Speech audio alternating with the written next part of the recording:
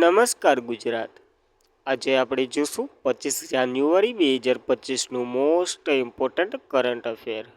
તે પહેલાં ખાસ કરીને ચેનલ ઉપર નવા હોય તો ચેનલને સબસ્ક્રાઈબ કરી લેવી, વિડીયો પસંદ આવે તો લાઈક કરવો અને તમારા મિત્રો સુધી શેર પણ કરી દેવો।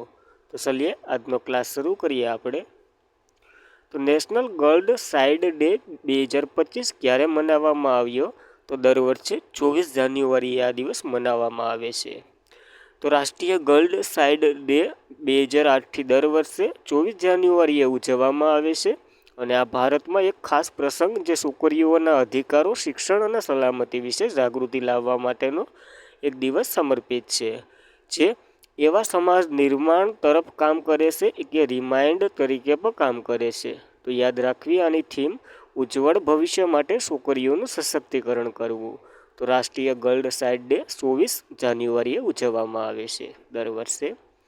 ત્યારબાદ આના જ લગતા થોડાક દિવસો જોઈએ તો આંતરરાષ્ટ્રીય શિક્ષણ દિવસ પણ ઉજવવામાં આવે છે 24 જાન્યુઆરીએ અને રાષ્ટ્રીય શિક્ષણ દિવસ 11 નવેમ્બરે।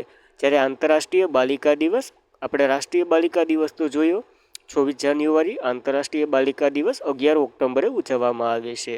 તો આ તફાવતના દિવસો, કન્ફ્યુઝન કરતા દિવસો પર યાદ રાખવા।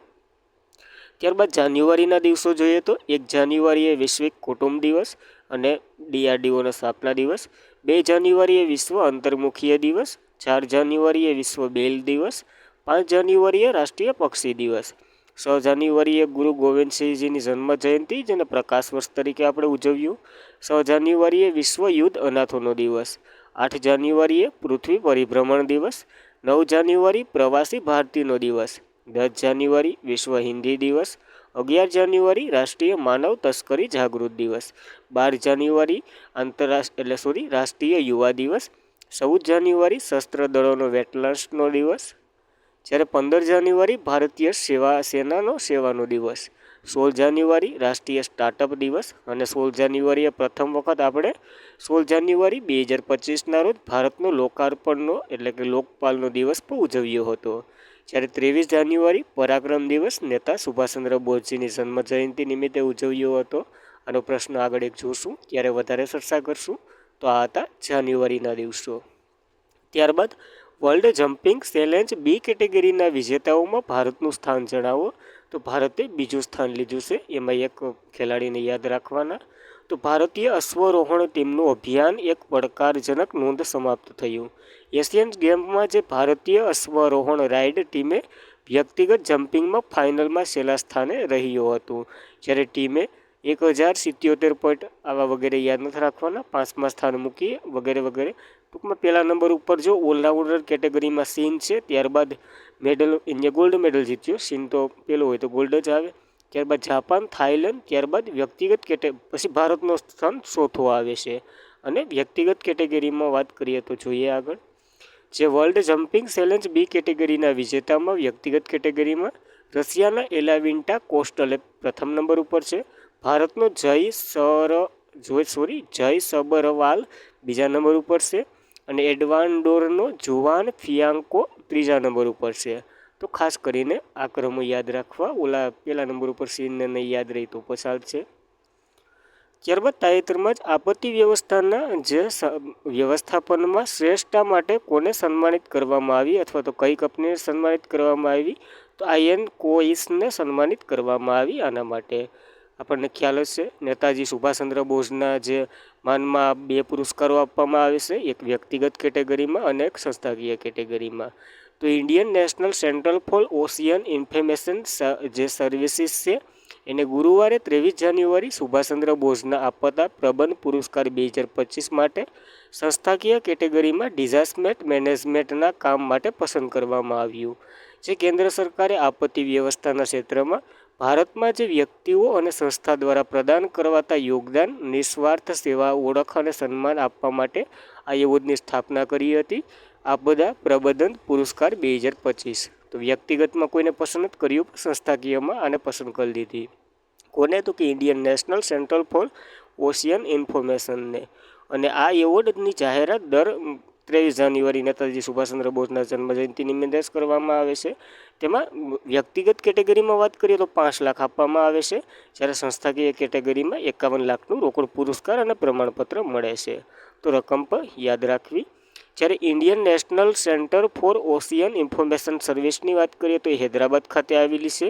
આને જ હમણાં સમુદ્રના ખતરા માટે અગાઉની ચેતવણી આપે એવી જે એક એપ ઓલી કરી હતી, જે એટલે ટૂંકમાં આ શું કામ કરે તો કે સમુદ્રના ખતરા માટે અગાઉથી ચેતવણી આપે છે આ. અને સમુદ્રમાં ખોજ અને બચાવના પ્રયાસો માટે શરત નામનું ઉપકરણ પણ વિકસાવ્યું હતું. એના જ માનમાં અને 2021માં જોખમ ઉત્કૃષ્ટ પુરસ્કાર, આપદા જોખમ ઉત્કૃષ્ટ પુરસ્કાર અને 2024માં સમુદ્રના જે ભૌગોલિક વિશ્વ ઉત્કર્ષ પુરસ્કાર એવોર્ડ મળ્યો હતો. અને હાલ તો કે જે આપદા પ્રબંધિત સુભાષચંદ્ર બોઝના જન્મજયંતિ નિમિત્તે એવોર્ડ આપે એ પુરસ્કાર પણ મળ્યો છે, તો યાદ રાખવું. ત્યારબાદ ગ્લોબલ ફાયર પાવર ઇન્ડેક્સ 2025માં ભારતનો કયો ક્રમ છે? તો ભારત 4થા નંબર ઉપર છે. પહેલાંય 4થા નંબર ઉપર હતું 2023માં અને અત્યારે 4થા નંબર ઉપર જ છે. તો ગ્લોબલ ફાયર પાવર ઇન્ડેક્સ 2025ની વાત કરીએ તો પહેલાં 1 થી 4 દેશોમાં પહેલાં જે ઉલ્લેખેલા હતા એ જ આ વખતે છે. પહેલા નંબર ઉપર US, રશિયા, ચાઇના, ત્યારબાદ 4થા નંબર ઉપર ભારત છે. તો ગ્લોબલ ફાયર પાવર ઇન્ડેક્સ 2025 દ્વારા ભારતે United state of America, Russia અને ચીન પછી વિશ્વના સૌથી શક્તિશાળી સૈન્ય ધરાવતું 4થું સ્થાન ભારતને મળ્યું છે. તો કઈ રીતે ઇન્ડેક્સ આપવામાં આવે? સૈન્ય આધારિત આપવામાં આવે. જ્યારે ભૂતાન ઇન્ડેક્સમાં સૌથી નીચે 145માં સ્થાને છે. તો 145માં સ્થાનમાં ભારત 4થા નંબર ઉપર છે. આપણે યાદ રાખવું. પાકિસ્તાન 2024માં 9મા ઉપર હતું અને 2025માં 12મા સ્થાને આવી ગયું છે. તો થોડુંક ખરાબ એના માટે, આપણા માટે સારું કહેવાય. ત્યારબાદ ગ્લોબલ ફાયર પાવર ઇન્ડેક્સ 2006થી વાર્ષિક ધોરણે જે વેબસાઇટ એની globalfirepower.com છે એના દ્વારા બહાર પાડવામાં આવે છે. અને આ તો કે દેશની જે સૈન્ય શક્તિની તુલના જમીન, સમુદ્ર અને હવા તેમના યુદ્ધ નિર્માણની ક્ષમતાને આધારિત આપવામાં આવે છે આ રેન્કિંગ. તો યાદ રાખો, ભારતનો ક્રમ ખાસ કરીને 4થો છે. ત્યારબાદ થોડાક આવા જ ઇન્ડેક્સો જોઈ લે. અર્બન ગવર્નન્સ ઇન્ડેક્સ કેરળ પ્રથમ નંબર ઉપર હતું, જ્યારે વિશ્વનો સૌથી મોટો દેશ બન્યો હતો જેની વિદેશ મુદ્રા ભંડાર 700 બિલિયનથી વટાવી ગયું હતું. તો ચીન, UK, જાપાન બાદ ભારત બન્યો હતો. અને એશિયા પાવર ઇન્ડેક્સ રિપોર્ટ 2024માં સૌથી શક્તિશાળી દેશમાં US, ચીન અને ત્યારબાદ ભારત હતો ત્રીજો. ગ્લોબલ હંગેરી ઇન્ડેક્સ 2024માં 105 નંબર ઉપર ભારત હતો. માથાદીઠ GNI મુજબ 150 નંબર ઉપર ભારત હતો. પહેલા નંબર ઉપર બરમુડા હતું. આર્થિક સ્વાતંત્રતા ઇન્ડેક્સ 84માં ભારત હતો. હોંગકોંગ પહેલા નંબર ઉપર હતું. જ્યારે કાયદાના નિયમન ઇન્ડેક્સ 79 ઉપર ભારત હતું. ડેનમાર્ક પહેલા નંબર ઉપર હતું. પ્રથમ વૈશ્વિક પ્રકૃતિ સંરક્ષણ સૂચનાંક બહાર પાડવામાં આવ્યો હતો. એમાં 170 નંબર ઉપર ભારત, લક્ઝમબર્ગ પહેલા નંબર ઉપર હતું. ત્યારબાદ તો કે વૈશ્વિક પેઇન્ટિંગ ફ્લાઇલિંગમાં 6થા નંબર ઉપર ભારત, પહેલા નંબર ઉપર ચીન હતું. ક્લાઇમેટ ચેન્જ પરફોર્મન્સ ઇન્ડેક્સ 2025માં 10મા નંબર ઉપર ભારત, ડેનમાર્ક 4થા નંબર ઉપર હતું, કારણ કે પહેલાં, બીજા અને ત્રીજા નંબર ઉપર કોઈ નહોતું. નેટવર્ક રેડિનેસ ઇન્ડેક્સ 2024માં 49 નંબર ઉપર ભારત અને US પહેલા નંબર ઉપર હતું. મોબાઈલ માલવેર હુમલાની યાદીમાં ભારત ટોચ ઉપર હતું. તો આ છેલ્લા ઇન્ડેક્સો પર યાદ રાખવા તમારે. ત્યારબાદ કયા રાજ્યોએ વિશ્વની સૌથી ઝડપી હવામાન ચેતવણી પ્રણાલીની જે કેવાયસીમ લોન્ચ કરી છે? આવું કંઈક નામ છે જે કેરળ સરકારે લોન્ચ કરી છે. ક ઉપરથી નામ યાદ જ હશે. તો કેરળના મુખ્ય પ્રધાન પિનારાઈ વિજયને 21 જાન્યુઆરી 2025ના રોજ વિશ્વની સૌથી ઝડપી હવામાન ચેતવણી પ્રણાલી જે કવાસમ લોન્ચ કરી છે. અને તે આબોહવા પરિવર્તનને કારણે અત્યાધિક હવામાન ઘટનાઓ દરમિયાન બસવા અને પુનર્વસન પ્રયત્ન વધારવા માટે રચાયેલ છે. આપણને ખબર જ હશે, હમણાં કેરળમાં ભૂસ્ખલન થયું હતું, એમાં એને આપત્તિ જોખમ પર કરી દીધી હતી આ સરકારે, અને ઘણા લોકો મૃત્યુ પામ્યા હતા, એવું બધું થયું હતું. એટલે આવું બધું થાય છે. તો કવસમ એ કેરળ ચેતવણી, કટોકટી અને જોખમી વ્યવસ્થા પ્રણાલી માટેની વ્યવસ્થા છે. અને આ મલયાલમ કવચ શબ્દનો અનુવાદ તો કે શિલ્ડ થાય છે, જેનો ઉલ્લેખ અથવા તો જેનો અર્થ તો કે રક્ષણનું પ્રતીક કહેવામાં આવે છે. તો યાદ રાખવું આપ. જ્યારે આનું બનાવ્યું તો કે KRDMC national disaster management authority અને વર્લ્ડ બેંકના ભંડોળ સાથે નેશનલ સાયક્લોન રિસ્ક મોટિગેશન પ્રોડક્ટના ભાગરૂપે કવસમને વિકસાવવામાં આવ્યું છે. તો કોના દ્વારા વિકસાવ્યું એ પણ યાદ રાખવું. અને કેરળ સરકારે આ હવે વાપરશે. આપત્તિ જોખમ માટે. કેરળની વાત કરીએ તો કેપિટલ તિરુવનંતપુરમ છે. સીએમ તો કે પિનારાઈ વિજયન છે અને સરકાર એટલે કે ગવર્નર રાજેન્દ્ર વિશ્વ આલેકરની છે. તો ખાસ કરીને કેરળ વિશે એટલી માહિતી યાદ રાખવી. ત્યારબાદ કયા શહેરમાં આંતરરાષ્ટ્રીય મિલેટ ફેસ્ટિવલની 6ઠ્ઠી આવૃત્તિનું આયોજન થઈ રહ્યું છે? તો કર્ણાટકના બેંગલુરુમાં આનું આયોજન થઈ રહ્યું છે. તો કર્ણાટકના બેંગલુરુમાં 23 જાન્યુઆરી બેંગલુરુમાં આંતરરાષ્ટ્રીય બાજરી ઉત્સવની 6ઠ્ઠી આવૃત્તિ યોજાઈ રહી છે. અને બાજરી આધારિત ઉત્પાદનોમાં જે 300થી વધુ પ્રોસેસ અને ઉત્પાદક ખેડૂતોના ઉત્પાદનના સંગઠન 3 દિવસીય આ કાર્યક્રમ દરમિયાન તેના ઉત્પાદકોનું પ્રદર્શન કરવામાં આવશે. ક્યાં? તો કે બેંગ્લોર ખાતે. તો આંતરરાષ્ટ્રીય મિલેટ ફેસ્ટિવલની 6ઠ્ઠી આવૃત્તિ બેંગ્લોરમાં યોજાઈ રહી છે, યાદ રાખવી. જ્યારે આંતરરાષ્ટ્રીય બાજરાનું વર્ષ 2023ને મિલેટ વર્ષ તરીકે ઘોષિત કર્યું હતું. કોણે કર્યું હતું એ તમારે કોમેન્ટ કરવાનું છે. અને બાજરાને તો સિયન એવું નવું નામ પણ આપવામાં આવ્યું હતું. તો યાદ રાખવી આ માહિતી પણ આની સાથે. ત્યારબાદ સેન્ટ્રલ ટેબેકો રિસર્ચ ઇન્સ્ટિટ્યુશન ક્યાં આવેલું છે? તો આ હૈદરાબાદ ખાતે આવેલું છે. શા માટે સરસામાં છે? તો જોઈએ આનું નામ બદલવામાં આવ્યું. તો સેન્ટ્રલ ટેબેકો રિસર્ચ ઇન્સ્ટિટ્યુશન જે છેલ્લા 6 દાયકાથી રાજ્ય મહેન્દ્ર વર્મા કૃષિ સંશોધક પર્યાપ્ત છે, જે 21 જાન્યુઆરીએ સત્તાવાર રીતે national institution for research on commercial એગ્રીકલ્ચરમાં પરિવર્તન થશે. તો ખાસ કરીને 21 જાન્યુઆરીએ થઈ ગયું આમ તો આ એનું નવું નામ છે સેન્ટ્રલ ટેબેકો રિસર્ચ ઇન્સ્ટિટ્યુશનનું, જે national institution for research on જે કોમર્શિયલ એગ્રીકલ્ચર. જ્યારે આ ટબેકો નામ આવતું ત્યારે એ તમાકુનું કરતું. હવે તો કે હળદર, એરડા, મરચાં, જે અશ્વગંધા વગેરેના મૂલ્યના જે વેપારી ધરાવતા પાકોનો પણ આમાં સમાવેશ થશે. પહેલાં તમાકુ એકલાનું કરતું, હવે તમામમાં સમાવેશ કરી દીધો, એટલા માટે આનું નામ બદલ્યું છે, યાદ રાખવું. ત્યારબાદ આની વાત કરીએ તો જેની રચના 1965માં સ્થાપાઈ હતી, ત્યારે આનું નામ તો કે CTRI આપણે પહેલાં જોઈએ સેન્ટ્રલ ટબેકો રિસર્ચ ઇન્સ્ટિટ્યુશન. તમાકુ સંશોધન જે પાયાનો પથ્થર છે, જે ઉષા વળતર અને સરકારના નોંધપાત્ર આવકમાં યોગદાનના કારણે વારંવાર તેને સોનેરી પાંદડું કહેવામાં આવે છે. અને એના પર ધ્યાન કેન્દ્રિત કરવા માટે આ સંસ્થાનું નિર્માણ કર્યું હતું ત્યારે. અને હાલે આનું નામ ફર્યું છે, બીજું કંઈ નથી થયું, તો યાદ રાખવું. ત્યારબાદ આવાસ થોડાક જોઈ લઈએ જેના નામ તાજેતરમાં ફેરવવામાં આવ્યા હોય. તો શાહજહાં સ્ટેડિયમ જે સચિન તેંડુલકરના નામ પર રાખવામાં આવ્યું હતું, એ ક્યાં આવેલું છે તમારે કહેવાનું છે. જ્યારે સૌરાષ્ટ્ર ક્રિકેટ સ્ટેડિયમ નીરજ શાહના નામ ઉપર રાખ્યું હતું. Mohali international hockey stadium Balbir Singh સિંધિયાના નામ પર રાખ્યું હતું. ભારતનું બીજું સૌથી મોટું cricket stadium Jaipur cricket stadium છે. જ્યારે રાયબરેલી હોકી સ્ટેડિયમ રાની રામપાલના નામ ઉપર. England Leicester cricket ground Sunil ગાવસ્કરના નામ ઉપર. જ્યારે રાયબરેલી હોકી સ્ટેડિયમ જેના નામ ઉપર રાખવામાં આવ્યું, રાની રામપાલે હમણાં હોકીમાંથી નિવૃત્તિ પર લીધી. તો યાદ રાખવી આ માહિતી પર. ત્યારબાદ ફ્રીડે ચેસ વર્લ્ડ કપ 2025ની યજમાની કયો દેશ કરી રહ્યો છે? તો આ મોકો ભારતને મળ્યો છે 2025 માટેનો. ભારત ફ્રીડે ચેસ વર્લ્ડ કપ 2025ની યજમાની કરશે. અને આ નિર્ણય તો કે ઓલ ઇન્ડિયા ચેસ ફેડરેશન દ્વારા પુષ્ટિ કરવામાં આવ્યો, જે ભારત 31 ઓક્ટોબરથી 27 નવેમ્બર સુધી 2025માં ફ્રીડે ચેસ વર્લ્ડ કપની યજમાની કરશે. તો આ ઓક્ટોબર નવેમ્બર પહેલાં જે પરીક્ષાઓ લેવાય એ બધીમાં પ્રશ્ન આવવાની શક્યતા તો યાદ રાખવાનો હોય. જ્યારે ઓલ ઇન્ડિયા ચેસ ફેડરેશનના આગામી બેઠક હોસ્ટિંગ સિટી નક્કી કરવામાં આવશે. અને આમાં ભારત ચેસ ખેલાડીઓના નોંધપાત્ર સિદ્ધિઓને અનુસરી, જેમાં ડી ગુકેશ નેડોમાનું ઇતિહાસના વિશ્વના ચેસ ચેમ્પિયનશિપની જીત અને 2024માં ચેસ ઓલિમ્પિયાડમાં ટીમ ગોલ્ડ મેડલ સમાવેશ થયો છે. એટલા માટે ભારતને આ મોકો મળી રહ્યો છે, તો યાદ રાખવું.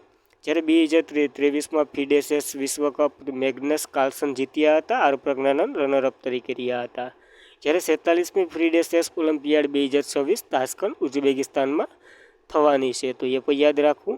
ફિડેની વાત કરીએ તો 20 જુલાઈ 1924માં આની રચના થઈ હતી. મુખ્ય મથક લોસેન સ્વિટ્ઝરલેન્ડમાં છે. અને પ્રેસિડેન્ટ તો કે આર્કાડી ડોરકોવિચ છે. અને વાઇસ પ્રેસિડેન્ટ વિશ્વનાથ આનંદ છે. તો આ માહિતી પણ આની સાથે યાદ રાખવી. ત્યારબાદ સરલા એવિએશને ભારતની પ્રથમ વોલ્ટન એર ટેક્સીનું અનાવરણ કર્યું છે. આનું નામ તો કે શૂન્યા ટેક્સી રાખ્યું છે. ખાલી શૂન્યા નામ પર યાદ હાલશે તો રહેશે, તો હાલશે. તો સરલા એવિએશન બેંગ્લોર સ્થિત છે. એરોસ્પેસ સ્ટાર્ટઅપ જે ભારતની પ્રથમ electric vertical take on and landing A air taxi ટૂંકમાં હેલિકોપ્ટર જેવું હશે, પણ હા હેલિકોપ્ટર જેવું હશે. એ આવી અને માણસને લઈ જાય અને વગેરે જે શહેરોમાં જે ગતિશીલતામાં નોંધપાત્ર પ્રગતિ દર્શાવશે વગેરે. તો જોઈએ આના વિશે. તો એર ટેક્સી પ્રોટોકોલ શૂન્યનું અનાવરણ કર્યું છે આ સલ્લા એવિએશને. અને આ શહેરી હવાની જે ગતિશીલતામાં નોંધપાત્ર પ્રગતિ થશે, જેનો હેતુ ભારતમાં શહેરી ટ્રાફિકોમાં ભીડ અને પ્રદૂષણને દૂર કરવાનો છે. શૂન્યની વાત કરીએ તો 20 થી 30 કિલોમીટરની ટૂંકી સફર માટે ડિઝાઇન કરવામાં આવી છે, જેમાં મહત્તમ તો કે 680 કિલો જે પેલોડ સાથે સહમુસાફરોનો સમાવેશ કરવામાં આવશે. તો સહમુસાફરોને લઈ જઈ શકશે. તો યાદ રાખવી આ માહિતી પણ. જ્યારે પ્રથમ ભારતનું આવું થોડુંક જોઈ લઈએ, કોઈક રાજ્ય આગળ હોય એમાં. તો દેશનો સૌ પ્રથમ કોસ્ટ અને વોટર ફોવી વિસ્તારની ગણતરી ગુજરાતમાં થઈ હતી. અને વન ઇકોસિસ્ટમ ગ્રીન ડીપીજી સાથે જોડનાર પ્રથમ રાજ્ય છત્તીસગઢ હતું. જ્યારે ઘરેલું રૂટ પર ઇન ફ્લાઇટ વાઈફાઈ ઇન્ટરનેશનલ સેવા પ્રદાન કરનાર ભારતની એરલાઇન તો કે એર ઇન્ડિયા હતી. પૂર્વીય ભારતની પ્રથમ ખગોળશાસ્ત્રી વેધશાળા પશ્ચિમ બંગાળમાં ઉદ્ઘાટન થયું હતું. આનું નામ તો કે આપણા સત્યેન્દ્રનાથ બોઝના નામ ઉપર રાખવામાં આવ્યું હતું અને પૂર્વ ભારતની પ્રથમ છે. તો યાદ રાખવી. જ્યારે પીએમ નરેન્દ્ર મોદીએ એશિયામાં બીજો સૌથી મોટો ઇસ્કોન મંદિરનું ઉદ્ઘાટન કર્યું હતું નવી મુંબઈ ખાતે, જેમાં ભારતનું પ્રથમ આયુર્વેદિક તબીબી ઉપકરણ બનાવ્યું હતું. એનું નામ તો કે નાડી તરંગી રાખ્યું હતું. કોના દ્વારા બનાવ્યું હતું કોમેન્ટ કરી દો. આનું ઉત્પાદન એતૈયા ઇનોવેશન કંપની જે પુણે ખાતે છે એને બનાવ્યું હતું. જ્યારે ભારતનું પ્રથમ ઓર્ગેનિક ફિશ ક્લસ્ટર શરૂ કરનાર સિક્કિમ પહેલું રાજ્ય બન્યું હતું. જ્યારે ઇન્ડીશિપ સેમિકન્ડક્ટર લિમિટેડ ભારતની પ્રથમ ખાનગી સેમિકન્ડક્ટર લોન્ચ કરી હતી. ક્યાં તો કે આંધ્રપ્રદેશ ખાતે. અને ઉત્પાદન સુવિધા આંધ્રપ્રદેશમાં પ્રથમ ઓલિમ્પિયાડ સંશોધન પરિષદ 2025નું આયોજન તો કે ગુજરાતમાં થવાનું છે. સોરી, અહીંયા આંધ્રપ્રદેશ ભૂલથી આવી ગયો, એ ઉપર આવે. તો પ્રથમ ઓલિમ્પિયાડ સંશોધન પરિષદ 2025 હમણાં કાલે જ જોયું હતું, ગાંધીનગર ગુજરાત ખાતે થઈ છે. અને આ 3 દિવસીય પરિષદ છે. એમાં 2036માં જે ગુજરાતમાં ઓલિમ્પિયાડ ગેમ રમવાની છે એના વિશે માહિતી લેવાની છે. ભારતને યજમાની આપી કે નહીં વગેરે પોઈન્ટો આપણે જોયા હતા. તો યાદ રાખવી આ માહિતી પણ. ત્યારબાદ કોણ આંતરરાષ્ટ્રીય સરહદ પર ઓપરેશન કોલ્ડ શરૂ કરી રહ્યું છે? તો બીએસએફ શરૂ કરી રહ્યું છે આ ઓપરેશન. તો બીએસએફ બોર્ડર સિક્યોરિટી ફોર્સ એ રાજસ્થાનમાં આંતરરાષ્ટ્રીય સરહદ પર શ્રીગંગાનગર, બિકાનેર, બાડમેર, જેસલમેર જેવા સ્થળોમાં ઓપરેશન કોલ્ડ એટલે ઓપરેશન ઠંડીની જે હવા છે એવી રીતના એનું કંઈક ઉચ્ચાર થાય છે એ શરૂ કરી રહ્યું છે. અને આ 30 જાન્યુઆરી સુધી હાલશે. આનું કામ શું કરવાનું તો કે પાકિસ્તાન અને બાંગ્લાદેશની વગેરેની સરહદ પરથી આવતા ઘૂસણખોરીઓને વગેરેને ઓલા કરવા, પૂરી દેવા અને સમાપ્ત કરવાનું વગેરે. બીએસએફની વાત કરીએ તો બોર્ડર સિક્યોરિટી ફોર્સ આનું ફૂલ ફોર્મ થાય છે. અને 1 ડિસેમ્બર 1965માં આની રચના થઈ હતી. ગૃહ મંત્રાલય હેઠળ આવે છે. પાકિસ્તાન અને બાંગ્લાદેશની સરહદ પર તૈનાત હોય છે. આ મુદ્રાલય તો કે મૃત્યુ સુધી ફરજ છે. અને ડીજી તો કે દલજીતસિંહ ચૌધરી છે. તો યાદ રાખવી આ માહિતી. જ્યારે રાજસ્થાનનો શ્રી ગંગાનગર જિલ્લો જોઈએ અને તમને કંઈક યાદ આવતું હોય તો કોમેન્ટ કરી દઉં ખાસ કરીને. અને આજના માટે એટલું જ હતું. ખાસ કરીને મિત્રો વિડીયો પસંદ આવે લાઇક કરવો, તમારા મિત્રોને શેર કરવો અને ચેનલ પર પ્રથમ વખત હોય તો સબસ્ક્રાઈબ પણ કરવી. Thank you for watching this video. જય હિન્દ, જય ભારત.